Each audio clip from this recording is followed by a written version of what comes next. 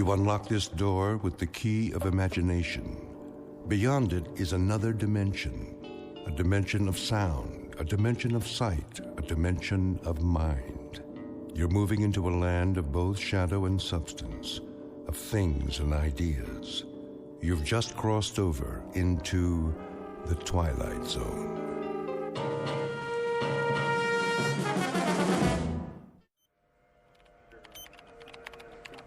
.019er, steady and holding.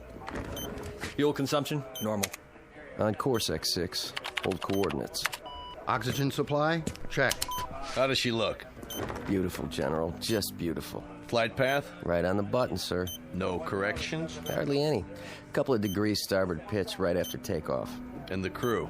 A-okay, sir. A little cramped on the ship, but that's about it. Good. The White House will be pleased. About a test flight? The president's a big fan of the X6. He pushed it through Congress. Hey, then maybe I'll have a job next year. You will, Billings. You will. Count on it. This is the first step. She makes it back in one piece, and it's all systems go. General, I've got the telemetry report. Send it over to data control. Right away, sir. You boys have done well. So far, so good. Bring her in smooth, and you can take tomorrow off. Oh, you got it, General. Couple more hours, and she's headed back home. Patch me through to the ship, will you? I'd like to thank the crew personally. No problem. Set frequency. Roger that. X6. Calling the X6. Do you read? Try again. X6. Do you read? This is flight control. X6. Calling the X6. Must be some electrostatic interference. Keep trying. Yes, sir. I want to thank those boys for a job well done and tell them we'll be waiting with bells on. Maybe not a ticker tape parade this time, but that'll come. Sir? Yes? They seem to be...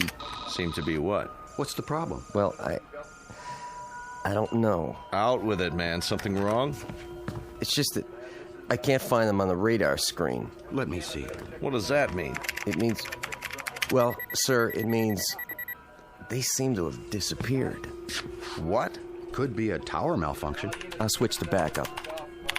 Nope. Main system's working. Clear skies, no commercial flights in our airspace. There's nothing. Absolutely nothing. Give me missile tracking. This is General Carstairs at Flight Control. Yes. Do your instruments show a crash? Not just in the desert, anywhere in North America. Are you sure? Then do this. If you register an impact, call me on the secure line. No, I don't expect one, just a routine check. Yes, I'm positive. We have nothing here. Not a thing. What's going on? It's not on the screen. It has to be somewhere. Still sweeping, sir. Where did it go? Sir? If you had the X6 on the screen and you spoke to the men on board... Less than 5 minutes ago. Then where are they? A spacecraft doesn't just disappear, vanish into thin air, does it? Well, does it? No, sir. No, sir. Then in heaven's name, where is it? As you may have gathered, the name of the ship in question is the X6. Her type, a new experimental craft on a high-altitude test above the Earth's atmosphere. Purpose? To gather data for the construction of the world's first space station. Recent history? Unknown, at least to those who weren't on board. But in short order, we're going to meet the crew and hear the story from their point of view, and a very unusual story it is, of a flight that departed from its course long enough to pass through the Twilight Zone. And now, the Twilight Zone and our story, And When the Sky Was Opened, starring Barry Bostwick with Stacy Keach as your narrator. Well, Doc? Just a minute, Colonel. What's the verdict? Pulse is fine.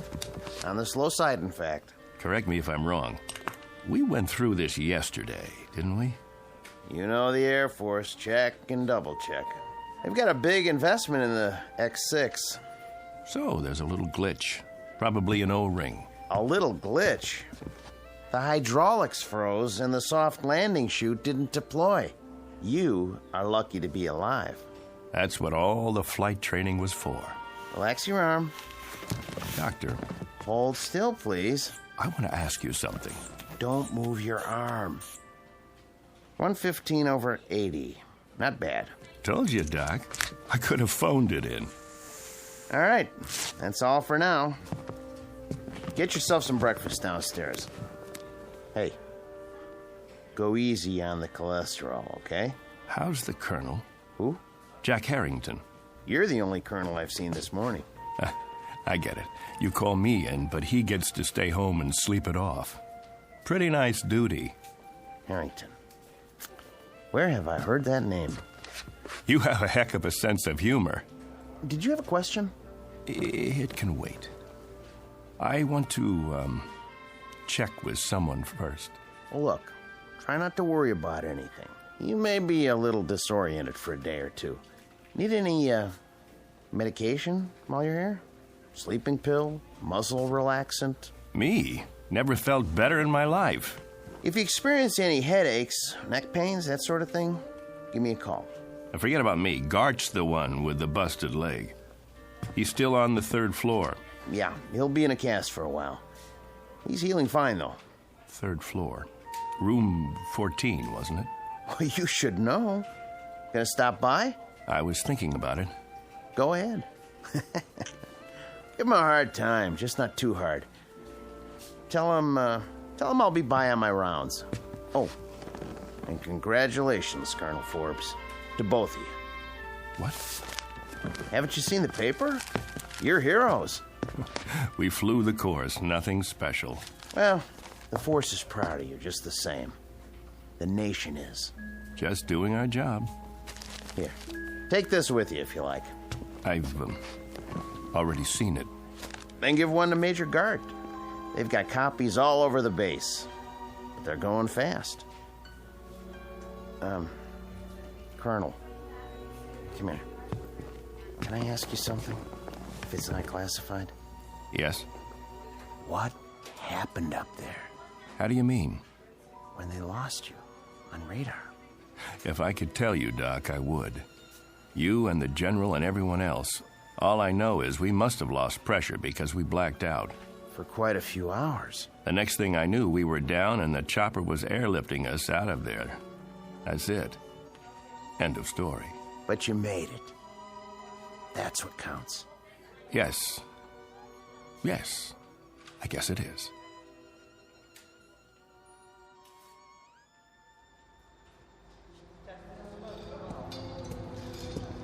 I want her completely broken down, piece by piece. Whatever it was, we've got to find it. Doing the best we can, sir. How's the investigation coming? Well, so far, everything checks out.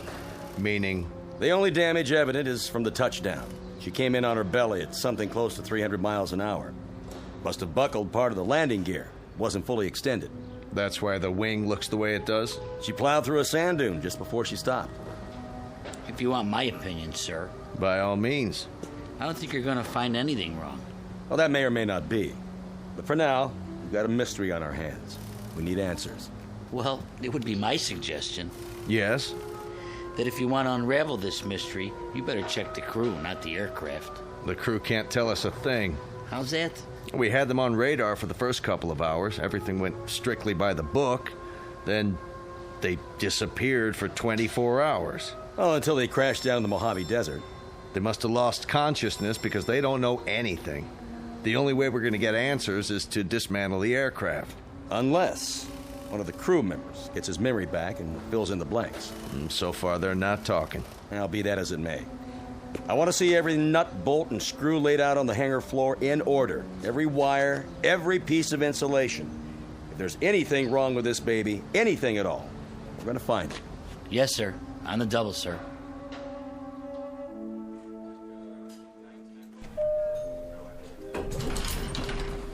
Dr. Bridges to the infirmary. Dr. Bridges. Oh, hello, Colonel. I didn't see you. That's all right, nurse. No harm done. How are you feeling, sir? Fine, thank you. How's Major Gart? Coming along nicely. You can go on in if you like. He'll be glad to see you. Thanks. I will. Is that one of the pilots? The ones who crashed? Yes, Colonel He's cute. He is. But did you see his eyes? Blue, I think. No, that's not what I mean. I mean, they've got a kind of far look. Like his body's here, but, I don't know, his mind's somewhere else. I don't know where. I just hope he's okay.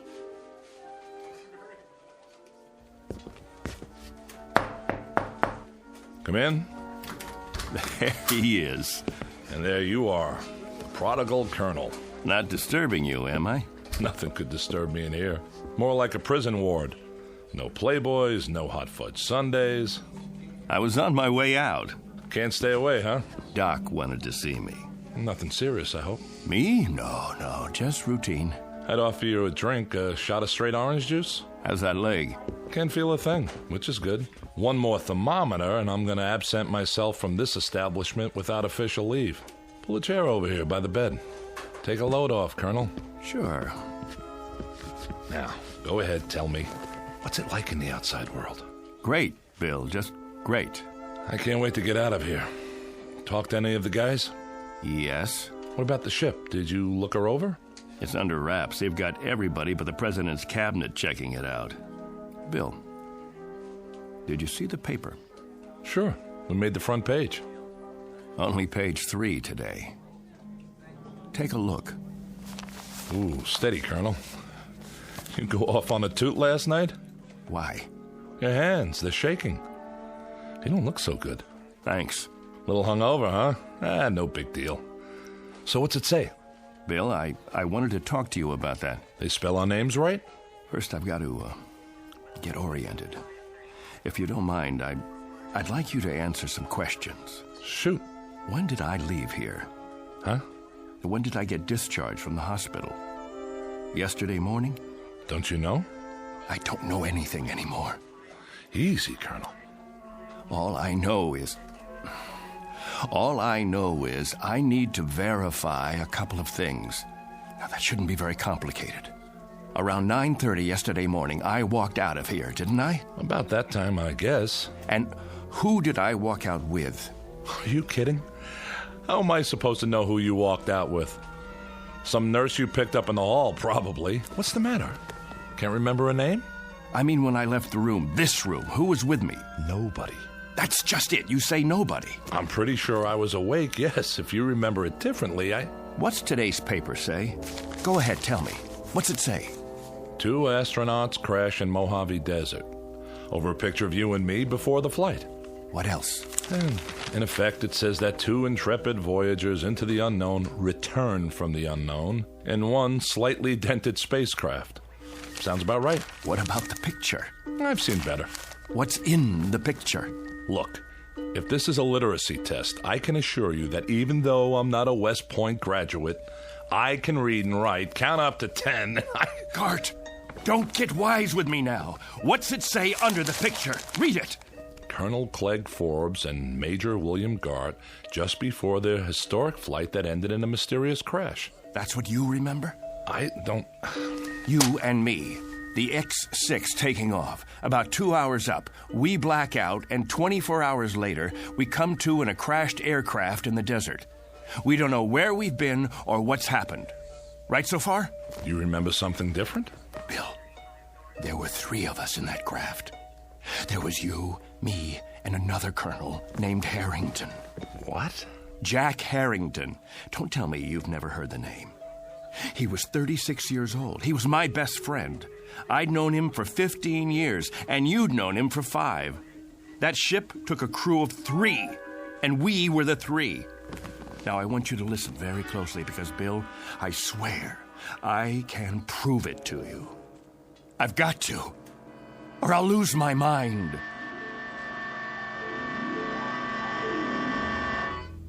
What are you talking about, a 3rd crewman? They brought 3 of us back to the hospital when they found us in the desert. You, me, and Harrington. Jack and I were just scratched up. You got the busted leg. Yesterday morning, they discharged Harrington and me. There was 3 beds in this room. Now, wait a minute. We said goodbye and promised we'd come back today to visit you. Then Harrington and I left to do the town. Now, you tell me none of that sounds familiar? Clegg, I don't know what you're talking about. I don't know anyone named Harrington. Whoever he is, he wasn't on the crew with us. The X-6 carried 2 men, You and me. Nobody named Harrington. Nobody else at all. When you walked out of here yesterday morning, you walked out by yourself. There were never 3 beds in this room. Only 2, yours and mine. Something's happened to you. I mean it, Clegg. This is an after effect of the crash. It has to be. I think you'd better tell the doctor, run some tests. Look, Bill, let me describe to you what I remember. Go on. I'm listening. I'll give you a chronological breakdown of everything that happened as of yesterday morning. First of all, I saw the paper. The one you just showed me? No, not that one. Yesterday's edition. I saw it on the stands downtown, only it said that 3 men came back. There was a picture of you, me, and Harrington on the front page, taken just before we took off. That's impossible. I know, it must be impossible. You say there were 2 of us. Everyone else says there were 2 of us. And now, that's what it says in today's paper. Well, then, that should tell you something, shouldn't it? A reality check. But I know there were 3 of us in that aircraft. They picked 3 of us up in the desert and airlifted us in a chopper, and 3 of us were checked over and debriefed. They kept you here because of your leg, and it was Harrington and I who left this room yesterday morning. Then we requisitioned a staff car and got a ride into town together. Bill, you said goodbye to us from that bed, and then you said, Harrington, keep an eye on Forbes. He can't hold his liquor.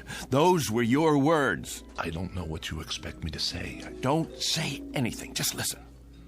I was standing right at that door, and Harrington went back to your bed and made like he was going to sock you. I swear to you, Bill, it happened. I know it happened. And Harrington, keep an eye on Forbes, will you? He can't hold his liquor. Hey. Why, I'm gonna let you have it, you fresh kid. I'm gonna fix this punk's wagon. I wish somebody would. I'm gonna tell the medics he's one very sick cookie and they should hold him for observation another 7 years. You think that's long enough? I don't know. And every Saturday night, Major Gart, the Colonel and I will phone you from whatever bar we happen to be in, and if you're nice, we might even let you talk to some women. Let's go already. I hate long goodbyes. Go on, both of you. Leave me here to suffer in my loneliness and despair. Take care, Billy. We'll come in tomorrow to see you. Meanwhile, you can all read about yourself. Better memorize this in case you lose it. See? 3 space travelers returned safely. And nothing about your broken leg. Well, that's the press for you. Get out of here. I'm going to pick one up for my mother so she can frame it. One time, a fortune teller in a carnival in Des Moines said I'd be famous. It doesn't say anything about you, though. Out. And did you pick up a paper on the way out? Why? You said you had proof. I should have kept it, but it wouldn't make any difference now. If you could show me in black and white. Hold on. There's more to the story. When we got to town, Jack and I hit the bars. The first one was the Plush Monkey on 11th. You know the place, don't you? Yeah, a dive. Beer signs and bar girls. And a big mirror behind the bottles. We walked in trying to keep a low profile, but the blonde spotted us. That's them. No, it's not. It is. Don't stare. Give me your hairbrush. Welcome, gents. Take a load off. With pleasure. Say, aren't you the 2 guys who was up in space? Not that far, just the ionosphere. I thought so. That and a couple of bucks should get us a beer apiece, right? You bet your life, but never mind the $2. This is on the house. Why, thank you, my good man. Very kind of you. I don't get many celebrities in here, so go ahead, boys, drink hearty. You earned it. I don't even mind you cracking up the ship, and I'm a taxpayer. I like your attitude. Got a match? Not since Superman. A light from my friend here. Sure, pal, sure. Anything you want. Evening, ladies. Hi there, Captain. Colonel. Oh, sorry. She's new in town. Care to join us? Hold that thought. I'll ask my friend. You do that. We ain't going nowhere.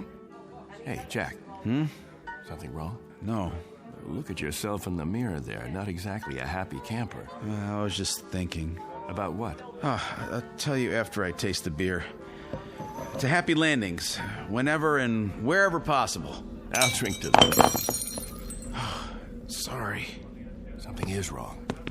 That's okay. Ain't the last glass of draft in the house, let me tell you.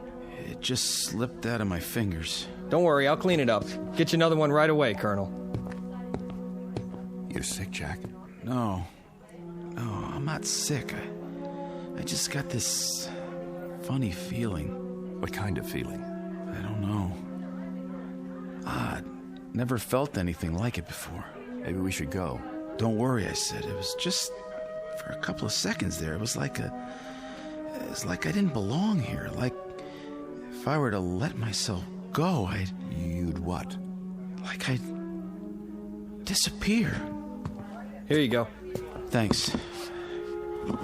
Happy landings. You don't like it? I want to call my folks. Good idea. I should call Amy, too. Where's the phone? All the way in the back. You sure you're okay? Yeah. Be right with you.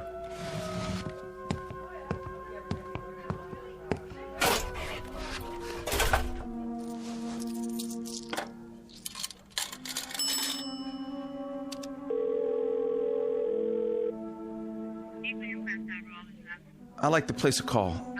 Collect, please, to Des Moines, Iowa. The residence of Mr. James Harrington. That's right. Oh, my number, let's see, Fletcher 90632. That's what it says here. My name, that's Jack Harrington. That's right. Thank you, operator. I'll hold. I'm sorry about the broken glass. My friend's sorry, too. Forget it. I can sweep it up as soon as I get my mop. Clegg. Yeah? Come here. Will you come here quick? Coming. Please? Does he need some change? I'll see. What's up? I just called home. Called my folks. My mother answered. Yeah? How is she? I don't know. How come? I told her it was me, and she said she didn't have any son named Jack. That's what she said. Can you beat that? I asked to talk to my old man, and when he got on, he kept saying for me to hang up. He didn't want any practical jokers bothering his wife. Said he didn't have any son at all.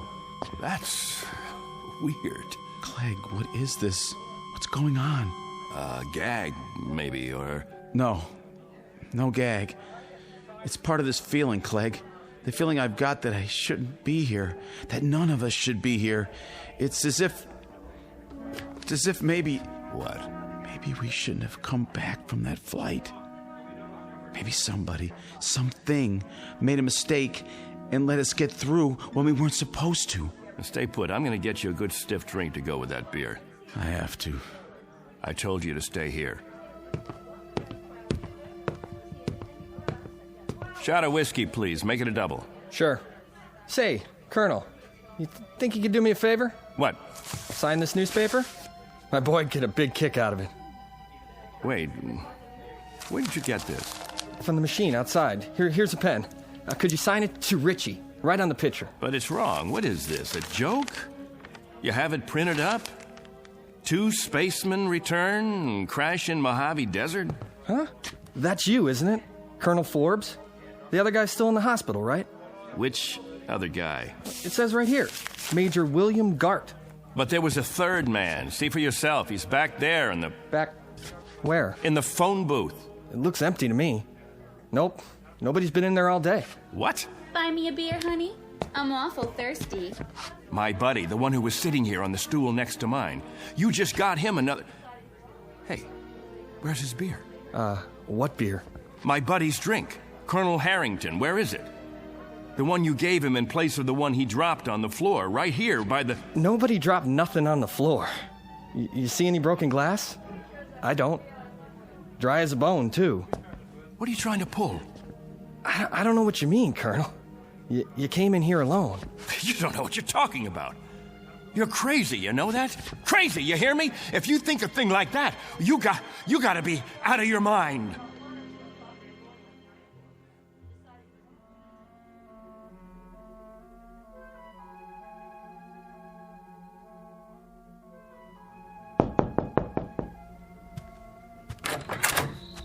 What do you want?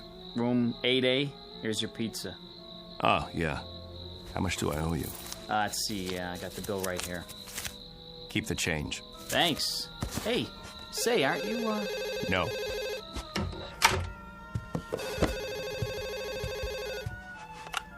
Yes? Ready with your call to Des Moines. Thank you, operator. Hello? Hello? Who is this? Mr. Harrington, this is Clegg Forbes. Who? You remember me, sir? I had Christmas dinner with you and your wife last Christmas. You and your wife, and Jack. Jack who? Your son. What is this, another crank call? Because if it is, it's not funny. Who is this, anyway? Perhaps I don't have the right house. Is this James Harrington? I'm James Harrington, but I don't have any son, and I've never heard of you. You live at 43 Elm Street? All my life. Got 2 daughters, both married. One lives in Sioux City, the other moved to Binghamton, New York last year. I should know whether I got a son or not. And don't call me again. Now what? Look at that face in the mirror. I don't know myself anymore.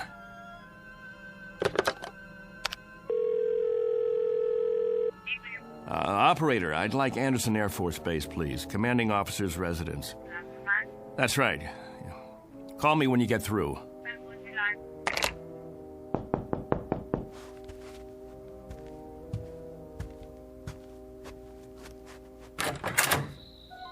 You've got some nerve. Amy. Amy, honey, am I glad to see you. Keep your hands to yourself. You, Colonel Clegg Forbes, are a devious, miserable, two-faced, two-timing... Amy, you won't understand this, but I need your help. You send me a telegram that you're getting out of the hospital in the morning and that you'll meet me at the station at 2. Well, I was at the station at 2. Amy, listen to me, please. I was also there at 3, and I was still there at 4. I could have had my pick of several Marines and an elderly gentleman who owns 25,000 shares of AT&T, but there was a missing Air Force officer named Forbes who didn't have the simple courtesy to leave a message or even a number where he could be reached. I can explain. Do you have any idea how many bars I've been to? How many hotel lobbies? Did it ever occur to you to... Amy, please! You look terrible, by the way. All right, Clegg. What kind of trouble are you in? And what are you doing in this motel? Are you hiding out? Oh, I don't even know where to begin. I sent you the wire because I did get discharged from the hospital that morning. Jack and I... The wire. It was in the telegram. What was? I told you that Jack and I were getting out. Wait. I wrote down the message when I sent the telegram. That'll prove it. I wrote it on a piece of paper. Now, where? Wrote what? Here it is. I wrote it right down here. See? It says, Dear Amy, I'm getting out at 9. No. I was sure of it. I wrote down that Jack and I were getting released from the hospital. Both of us, understand? Jack and I were... Am I missing something? Who's Jack? Don't you know? I don't know any Jack. Who is he? There were 3 of us in the ship. Gart, me, and Harrington. Jack Harrington. And I was with him, and he just disappeared. But you know him, Amy. You know him. You've met him 100 times. We've eaten dinner together. We've gone to dances together. We've double dated. Clegg, what is happening to you? I don't know. I swear to God, I don't know, but... Yes. Put him on, please. Hello, General. This is Clegg Forbes. Yes, sir. That's right. General, about Jack Harrington.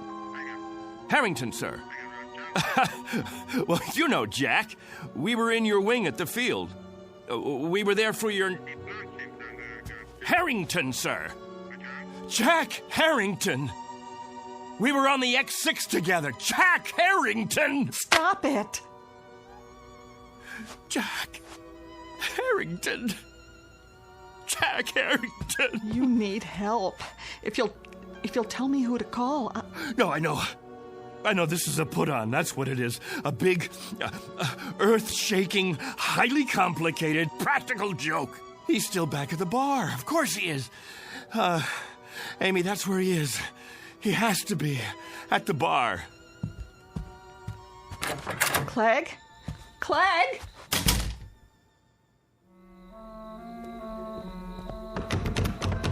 Locked. Locked. What time is it? It's late, Clegg. There's nobody inside at this hour. Open up. I know you're in there. Come on, Harrington. You gotta be. Don't! Jack, you can come out now. Some joke, and I fell for it. Where are you hiding? The phone booth? That's gotta be it. Where are you, Jack? Please come back, will you? Jack! No. No! No! That's some story. I don't know what I did then. Just ran, I guess. All the way down the street like a crazy man.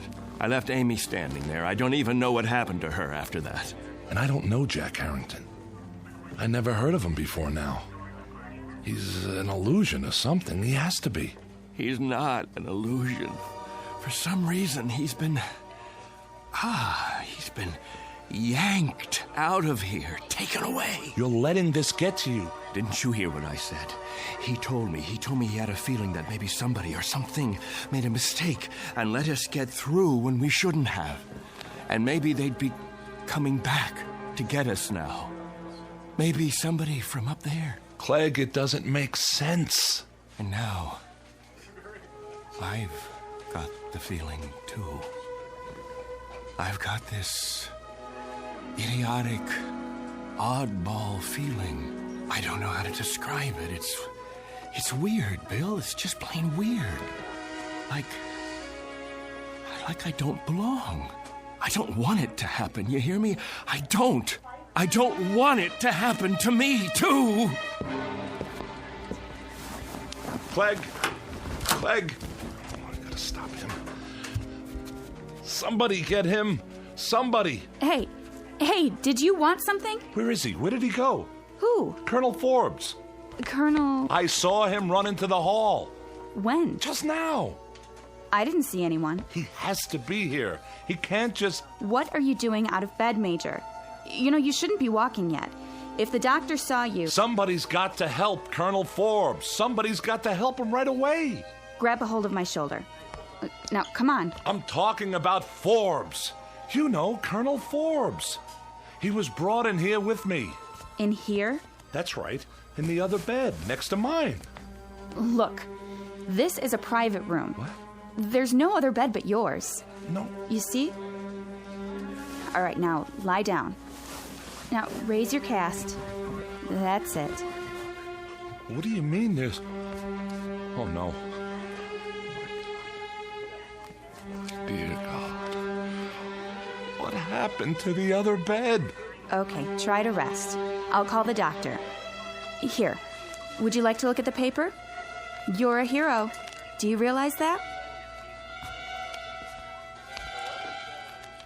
Spaceman completes journey. Lone traveler returns to Earth. Lands in Mojave Desert. It's a nice picture of you. Would you like a glass of water? Major William Gart. Just before his historic one-man journey into space.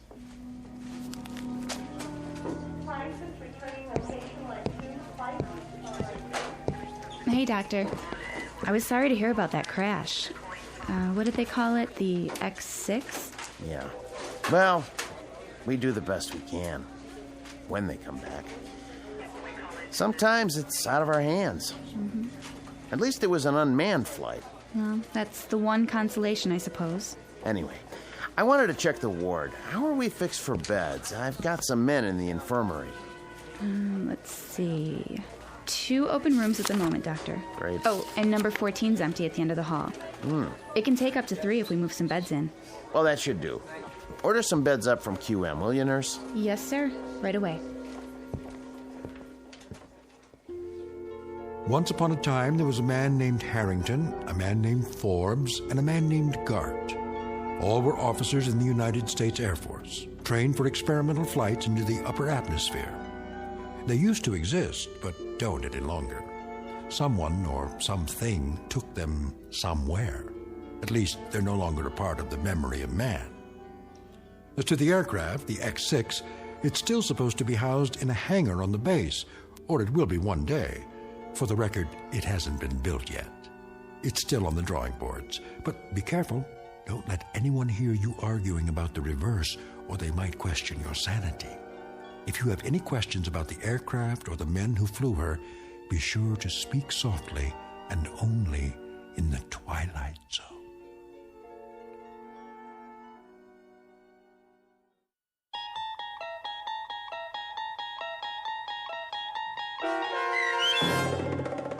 And When the Sky Was Open, starring Barry Bostwick with Stacy Keach as your narrator, was adapted for radio by Dennis Etchison and written for The Twilight Zone by Rod Serling, based on a story by Richard Matheson. Heard in the cast were Mike Starr, Jeff Lupetin, Meg Thalken, Joby Cerny, Christian Stolte, Kurt Nabig, Richard Hensel, Doug James, Vince Amari, Justin Kaufman, Elizabeth Lido, Carl Amari, Jennifer Joy, and Tracy Hernandez. To learn more about the Twilight Zone radio dramas and to obtain audio cassettes and CDs of these programs, visit our website at twilightzoneradio.com. The producers of The Twilight Zone wish to thank CBS Enterprises, Carol Serling, Dennis Etchison, Claire Simon Casting, Terry Jennings, XM Satellite Radio, Sirius Satellite Radio, our sponsors, and our radio affiliates for helping make this series possible. This copyrighted radio series is produced and directed by Carl Amari for Falcon Picture Group. Sound design and custom Foley effects for The Twilight Zone by Cerny American Creatives Bob Benson, Craig Lee, Michael Slaybach, and Matt Sorrow. To learn more about the Twilight Zone radio dramas and to contact us, visit our official website at twilightzoneradio.com. Doug James speaking.